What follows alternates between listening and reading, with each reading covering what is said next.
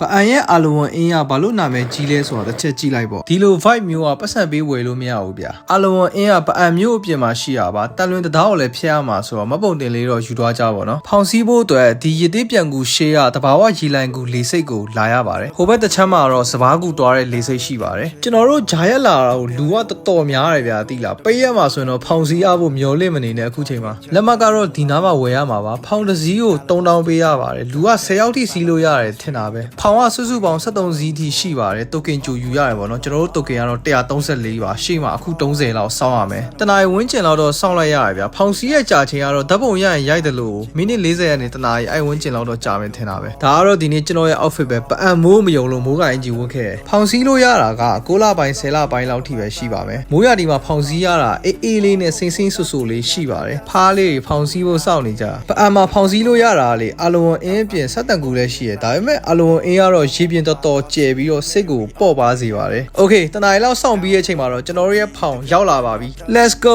လိုက်ခဲ့ကြဗျာ။ဓာတ်ပုံရရကြိုက်တဲ့လူတွေအတွက်လေဒီနေရာကတော့လုံးဝမဖြစ်မနေတွားမဲ့နေရာပါ။ပအံရောက်လို့အာလဝန်အင်းမှာဖောင်မစီးရင်တော့လုံးဝရှုံးတယ်ဗျာတိလား။အပန်းပြေခီးဆိုတာဒါမှအစ်စ်ပအံမျိုးရဲ့အလှဆုံးနေရာတစ်ခုဆိုလဲမမားဘူးလေဗျာ။စိတ်တွေပင်ပန်းနေရင်ဒီလို vibe မျိုးကရအောင် try တင်တာတော့ပတ်စံနဲ့ပေးပြီးဝယ်လို့တော့မရဘူးဗျာ။ကဲပြဿနာအမှားစပဲ။သူများတွေစီးနေတော့ကအကောင်ကိုရီဖောင်စီးမှမိုးကရွာချလာပြီလို့ထီးကြိုင်ပြီးပုံရိုက်တော့တဘာဝအလှကြီးကကာတယ်လို့ဖြစ်နေရဗျာတိလားထီးအကြည်လေးနဲ့ဆိုတော့မပြောတတ်ဘူးဒါပေမဲ့ထီးကြည်ပါမလားဘူးဗျာမိုးကတကယ်ကျွန်တော်တို့သွားမှတော်ဆူဆူတော့လေးပါလို့တစောင်းရွာတော်ဆိုးတာလို့ကိုရီးယားတော့အခုမှအထွက်သူများတွေကတော့ပြန်လာကြပြီဆိုလို့ရွှဲလို့မိုးရွာထားတော့လေပတ်လေ view တွေကတော့တော်လာရဗျာဒီကြောက်ဆောင်နေတောင်တန်းနေဒီမြူတွေဗျာတိလားထမ်းပင်လည်းရှိရတော်လာရနော်ထမ်းပင်ကတော့တော်ပေါ်တာပဲပအမှမထင်ရဘူးဗျာထမ်းရည်ရောရှိလားမသိနော်ထမ်းရည်တော့တောက်ချင်တော့ရဗျာရှေ့ရက်ကလေးကတောင်နေတက်ထားရဗျာအခုဖောင်စည်းမှပဲလူကပေါ့ပါလန်းဆန်းသွားတော့တော်မောပြေဗျာဒီလားပတ်ဝန်းကျင်ကတစ်ချက်ရှိုးလိုက်တော့ဗျာဒီနားလေးကတော့ရတိပြန်ကူအနောက်ဘက်လို့ပြောရမှာပေါ့နော်ဆိုတော့ရတိပြန်ကူတော့ကြော်ခဲ့ပါပြီဆိုတော့နာမည်ကြီးရဲ့နားလေးရောက်တော့မယ် let's go social media ပေါ်မှာသူများတွေပုံရိုက်ပြီးတင်နေတဲ့မြူတွေပြည့်နေတဲ့တောင်တန်းကြီးကတော့ဒီနေရာပဲအပြင်မှာကြည့်ရတာအရန်လာတယ်ဗျာပြဿနာဖုန်းထဲမှာရိုက်တာအပြင်မှာကြည့်ရလောက်မလောက်ဖြစ်နေတာတိလားကျွန်တော်ဒီအလှကြီးကိုပေါ်အောင်ရိုက်တာဒါပေမဲ့ဘလို့မှမပေါ်ဘူးဗျာတကယ်အပြင်မှာတကယ်အရန်လာတာဗျာရေပြင်ကျဲကြီးပေါ်ကတဘာဝတောင်တန်းတွေကြားထဲမှာဖောင်စီရတာတကယ်အေးချမ်းတာဗျာတိလားလေကလည်းအေးလေးနဲ့မို့လို့စိတ်ကိုလုံးဝအပန်းပြေသွားတာပဲဖောင်ကလည်းဖြည်းဖြည်းချင်းရွေ့နေရမို့လို့ဗျာဘေးပတ်ဝန်းကျင်ရှုခင်းတွေကိုအေးဆေးကြည့်လို့ရတယ်မနစ်တုန်းကတော့ဖောင်ကလေဒီထက်ကြီးရတိလားဒီနေ့ကဖောင်နည်းနည်းလေးတေးရဒါပေမဲ့လည်းအဆင်ပြေပါတယ်တောင်တန်းရဲ့ရေပြင်ရဲ့တဘာဝမြူတွေကိုတော့ကြီးခံစားကြည့်ဗျာတိလားဓာတ်ပုံရရင်လည်းလုံးဝလာနေရောပဲတိလားဒီအချိန်ကလေအမြဲတမ်း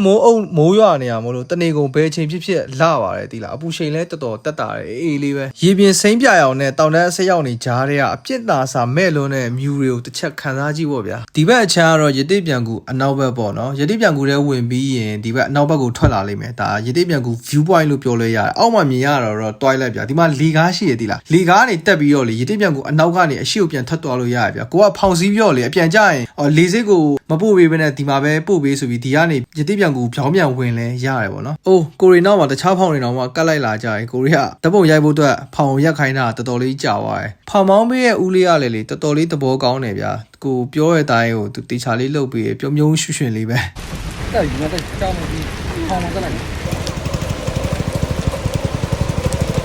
းဒါကတော့ဖောင်မောင်းပေးရဲ့ဦးလေးပါတော်လေးသဘောကောင်းပါတယ်ကျွန်တော်တို့ request လုပ်တာတွေလည်းအကုန်လုပ်ပေးရပေါ့နော်မျက်နှာတော့ဗလာမလုပ်ပေးတော့ဘူးနော်သူများလည်းဓာတ်ပုံရိုက်တွဲတင်နေကြဆိုတော့လေကျွန်တော်တို့ထက်အရင်ရောက်တဲ့လူတွေကတော့ပိုတူ point မှာဓာတ်ပုံရိုက်နေကြပါပြီပုံရိုက်ဖို့နဲ့တဘာဝတောင်တန်းရေကန်ရဲ့အလားပေါက်ကိုခန်းစားဖို့အတွက်ပိုတူ point က9ခုလောက်လုပ်ပေးထားရဗျာမနစ်တုန်းကဆို2ခုပဲရှိရထင်တယ်မနစ်တုန်းကဖောင်လေးကြီးရပေါ့နော်ကျွန်တော်တို့ရက်ပေးရဲ့ပိုတူ point ကတိတ်တော့မလောက်ဘူးဗျာဘေးမှာမျက်တွေလည်းနည်းနည်းရှုပ်တယ်ပေါ့နော်ပြီးတော့တောင်လလည်းတိတ်မပေါ်ဘူးဗျာ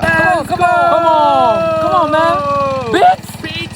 ဒီဘဲတွေကတော့အိုက်တိုင်းပဲဗျာရိုင်းနေဒီကောင်တွေအတွက်ဆဲရဲဆိုတာထမင်းစားရေတောက်ဝဲဗျာဒီလားခွင့်လို့ပေးလိုက်ပါဒီကောင်တွေကိုတော့မိုးကအဲ့လောက်ထိဆူဆူဝါးရွာနေတော့ဗျာပုံထီးကြိုင်ပြီးရိုက်နေရဘလို့မှမလာတော့ဘူးလေဗျာဒီလားမိုးတိတ်မလားလို့စောင့်နေရမသိပါဘူးဗျာဖောင်ဆောင်နေရင်တနာရီလုံးဝဗျာရာတူတူလုံးဝကိုတာရတယ်ကိုရီဖောင်စစီမှမိုးရွာလိုက်တာဒီပိုတိုပွားရောက်တဲ့အထိကိုမိုးကလုံးဝမသိဘူးဗျာဆိုတော့ထီးမပါပဲပုံရိုက်ချင်တော့မိုးဆူခံနိုင်မှပဲရမယ်ဗျာကျွန်တော်တို့အခုရက်ပေးထားတဲ့နေရာကလေတိတ်မလားတဲ့ခါကျတော့နေရာပြောင်းပေးဖို့အတွက်တစ်ချက်တော့ request လုပ်ပေးထားရပေါ့နော်ပြောင်းပေးမယ်တဲ့ထီးကြည်လေးပါလာရင်တော့ပုံရိုက်ရင်လာချင်လာလောက်တယ်ဒီလားမိုးရွာတော့စပင်ကီလည်းပြက်တယ်ဗျာ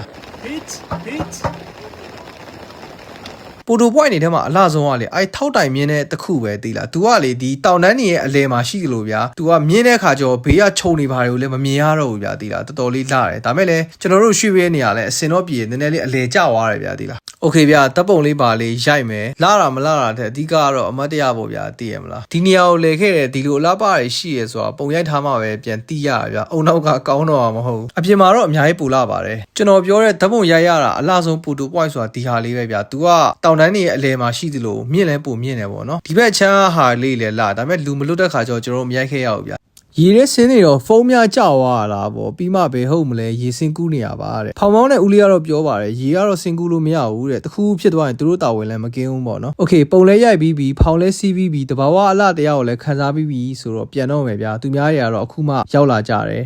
နှုတ်တော်မဆက်ချင်ဘူးဗျာဒီလောက်လာတဲ့တဘာဝတရားကြီးတောင်တန်းနဲ့မြူတွေလာလိုက်တာလို့တကယ်နောက်နေ့တည်းလဲပြန်လာချင်ပါသေးရဲ့လို့စိတ်တွေမွန်းကျက်နေလေဒီဘက်ကိုလာခဲ့ဗျာတီလာတကယ်ကိုအေးချမ်းသွားစေရမယ်မြူထဲမှာမရတဲ့လေကောင်းလေတက်နေစိမ့်ဆူနေတဲ့တောင်တန်းကြီးရဲ့ရေပြင်ကြီးရဲ့ view တွေအကုန်လုံးဒီမှာရှိရယ်